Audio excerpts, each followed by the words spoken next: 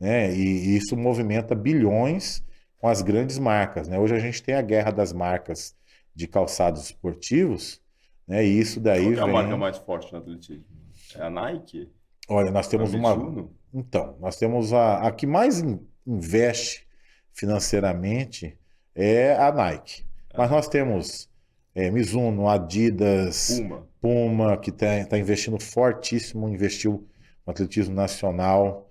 Agora nós somos a única seleção da América do Sul patrocinada pela Puma, né? Eles têm um plano estratégico de longo prazo aí para se posicionar no mercado esportivo, né? E tem muitas outras. Under Armour entrou nesse mercado. A China tem umas três marcas que eles têm é, é, especializado essas marcas em serem marcas Ah, esportivas. Nikulo. Tem Nikolo, tem PEC, tem A Peike é essa do Comitê Olímpico. É isso, chinesa essa marca. chinesa, tem. Ó, você tem uma ideia, no Brasil disputam 18 marcas esportivas a preferência Ah, dos é? consumidores. Tem 18 marcas grandes, assim, multinacionais e tal. Se você for em outros países, tem mais do que isso. A mais forte ainda é a Nike. Ah, sim, é que tem uma Um visibilidade apelo maior, maior. é. Porque algumas têm escolhas regionais, né? Por exemplo, tem uma marca que é super forte na Europa e que aqui no Brasil não é, que é a Joma, por exemplo, É entendeu? italiana, né, João? Ela é espanhola. A italiana é a capa, né? Aí você tem, por exemplo, a Forti, que ela é uma marca muito forte no leste europeu. No leste europeu, ela veste várias seleções, é da preferência de muita gente e é desconhecida aqui. E assim tantas outras, né? Porque o esporte tem também preferências regionais, né?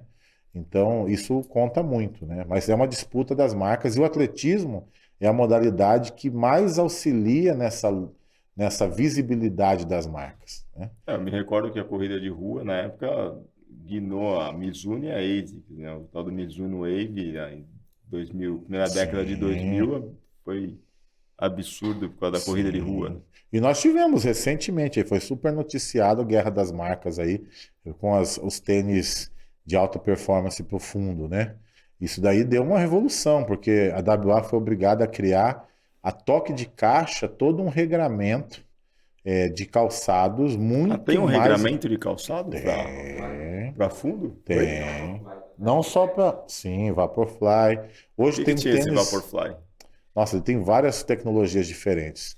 Para começar, a altura, né? A altura do calcanhar, ele gera uma vantagem mecânica, entendeu? Então, se você olhar calçados, por exemplo, de levantamento de peso e esses de fundo, você vai ver que o atrás é como se fosse um salto, Como se ele impulsionasse o para cara. você ter uma diferença de equilíbrio. Porque se você pegar uma pessoa descalça de pé, ela tem 45% do peso no calcanhar e 55% na parte da frente do Do pé. antepé. Quando você põe o degrauzinho, né, que o pessoal chama de Annabelle aqui no Brasil, que é de 1 centímetro, você fica 50-50. Por isso que um tênis normal, ele tem a parte de trás um pouquinho mais alta que a da frente, para dar esse equilíbrio 50-50. Quando você eleva mais e deixa o peso maior na frente e menor atrás, você consegue dar uma vantagem mecânica para a corrida. Então, se você pegar um tênis de levantamento de peso, ou se você pegar aquelas sapatilhas de CrossFit, né, você vai ver que ela é mais alta atrás. Se você pegar um tênis desse de fundista, ele também é bem mais alto atrás. Então, isso dá uma prontidão para a propulsão maior, né? Essa é uma das questões. A outra é o material. É um material super leve, né, que pesa super menos e ele é um material que a gente chama de reflexivo. Então ele absorve a energia colocada nele e E devolve impulsiona. para o atleta, né, que é a fibra de carbono. Ah, não é isso que Então, faltava para eu começar a correr, professor. pois é. Aí a discussão é, né, se isso é o doping tecnológico ou não. Então, só que isso aconteceu numa guerra de marketing das marcas, e aí a WA foi obrigada a correr para fazer uma tabela de liberação dos calçados, entendeu? Então, por exemplo, se você vai lá competir numa competição nossa, nosso árbitro, antes de deixar você entrar, ele vai verificar seu calçado. Porque tem vários calçados que podem para uma coisa e não podem para outra. Entendeu? Para saltar, por exemplo, tem diferença. Se você pegar a sapatilha de quem faz salto em altura, ela tem pregos no calcanhar e na parte da frente do pé. Se você pegar de um velocista, ela tem só na parte da frente do pé e não tem no calcanhar. Mas ela tem um formato onde fica com o pé como se tivesse assim levantado, porque a ideia é que você não encoste o calcanhar no chão quando corre. Então ele tem uma posição que faz com que o seu pé fique nessa posição aqui para você fazer a Esse é impulsão o de de velocidade. velocidade. A de velocidade pura, ela é uma sapatilha rígida. A de velocidade prolongada é uma sapatilha menos rígida. A de fundo é uma sapatilha super leve, com menos pregos e maior flexibilidade. Uma sapatilha de lançamento linear tem um formato mais elevado. Uma sapatilha de movimento circular, ela tem um outro formato.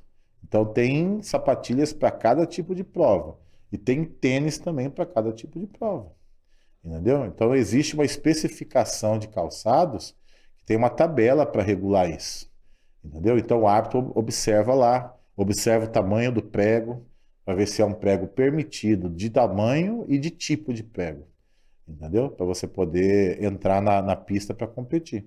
Entendeu? Então isso daí é uma coisa séria, levada a sério pra caramba. Você acha que o maior nome do atletismo nacional hoje é o Alisson dos Santos, né? Quem vive o melhor momento? Ah, sim. Porque o Alisson ele junta inúmeras características, né? Primeiro, ele fez um resultado estupendo. O resultado que ele fez é algo No assim, Mundial. sim, surreal. A evolução que ele teve foi uma evolução. Para quem é, né, da nossa bolha aqui do atletismo, a gente esperava esse resultado, mas vê-lo é algo assim incrível. Segundo, a disciplina que ele teve para chegar. Porque é muito difícil o atleta, principalmente brasileiro, se manter firme no seu foco esportivo.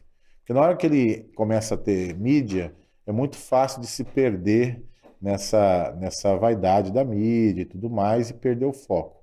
Ele conseguiu se manter firme. Terceiro, ele se preparou para ser campeão. Então você vê lá, por exemplo, no Mundial, ele dando uma entrevista no inglês fluente. Então, quer dizer, é um... Existe isso. O cara Sim, se prepara para o holofote. ele é um.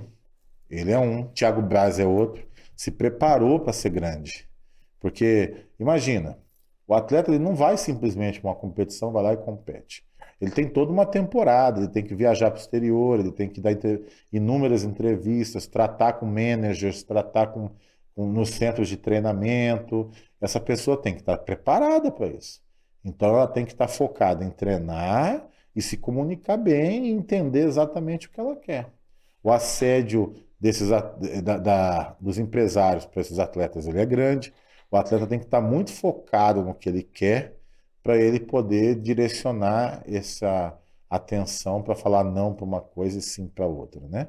E imagina, para ele ter estudado línguas ao longo desse tempo que ele está treinando, a ponto de ter um inglês fluente, capaz de dar uma entrevista de 10 minutos sem falhar no Sem inglês, ratear.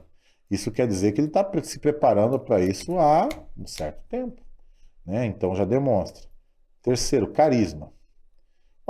Muitos atletas são talentosíssimos, mas poucos atletas são talentosos e carismáticos. E tem uma leva boa de carismáticos no atletismo, né? O Darlan lá também tem um. Darlan é um caso à parte. Só que o Darlan, além de um atleta excepcional, é um cara realmente. Quem gosta desses filmes dos mutantes, né? Eu tive o privilégio de conhecer o Darlan garoto, né? Porque eu era Ah, é? atleta quando ele estava lá juvenil, né?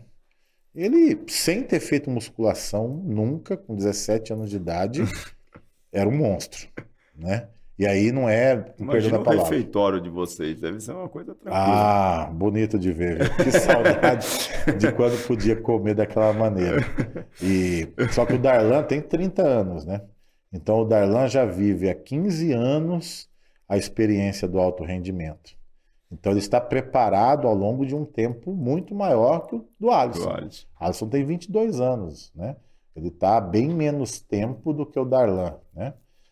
nesse contexto. Acho que é o principal nome para os próximos jogos. Sim, O Alisson, com Alisson. certeza.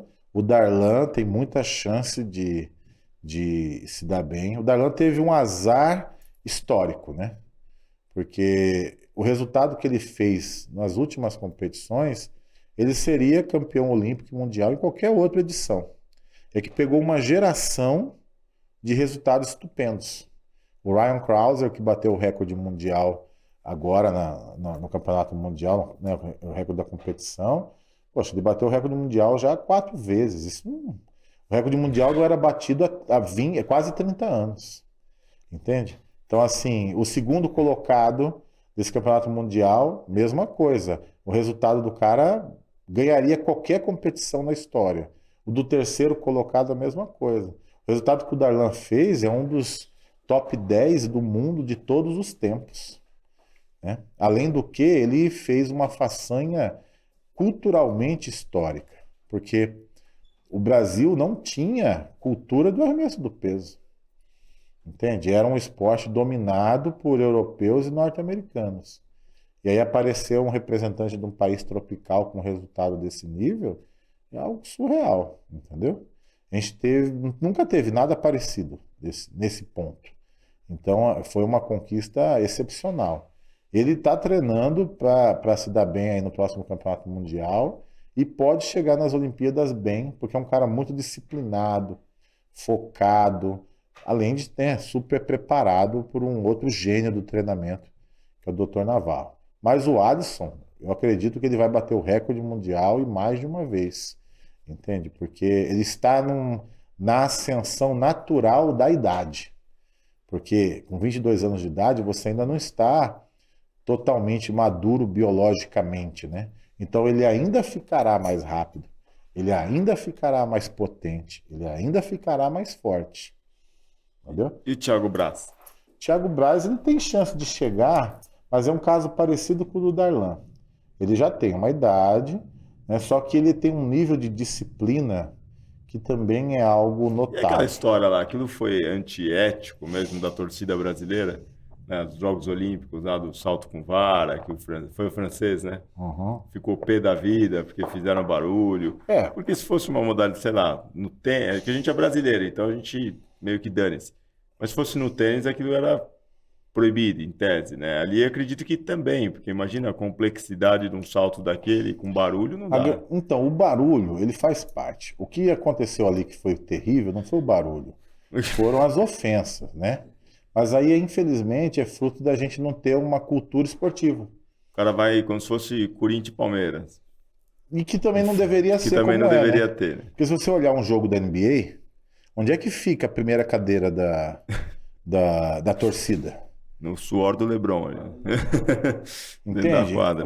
Você consegue conceber que alguém ali vai levantar e vai agredir um jogador? Não. Não. Agora no E se Brasil. fizer também, não volta nunca mais para Mas nem qualquer ginásio. precisa ter esse zelo, porque, percebe? O país é tão Estruturado sofisticado pro nessa esporte. questão, né?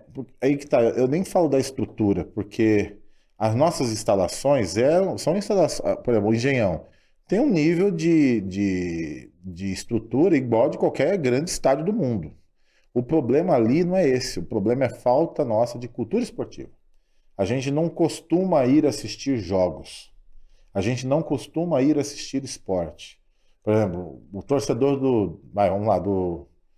do Corinthians de Piracicaba, ele assiste o jogo do Corinthians de Piracicaba. Ele não assiste esporte, né? O americano, por exemplo, na segunda ele assiste um esporte, na terça ele assiste outro, na quarta assiste outro, na quinta assiste verdade. outro, né? No domingo ele assiste futebol. Então ele tem a cultura de assistir esporte, de modo geral. Nós não.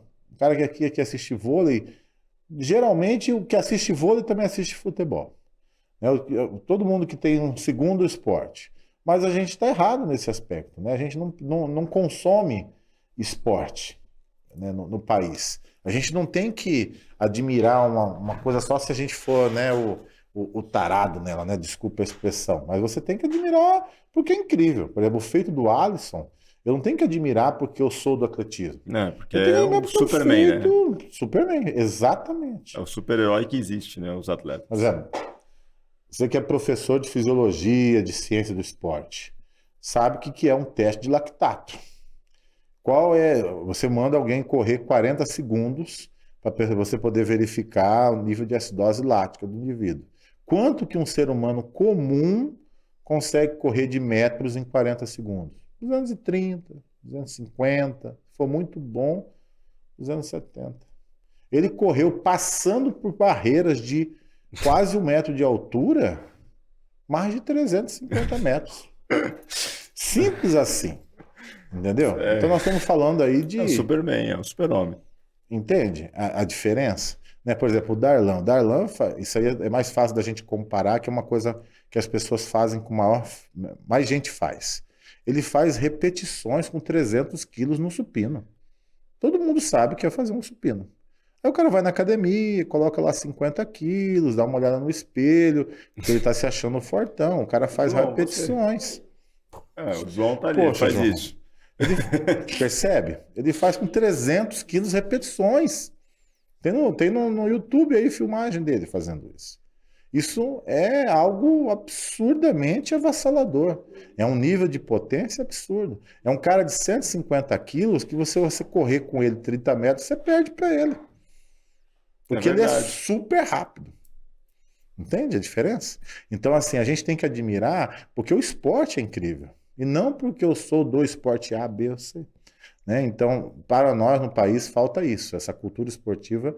Nós temos ainda assim um mundo de distância com relação a outros países.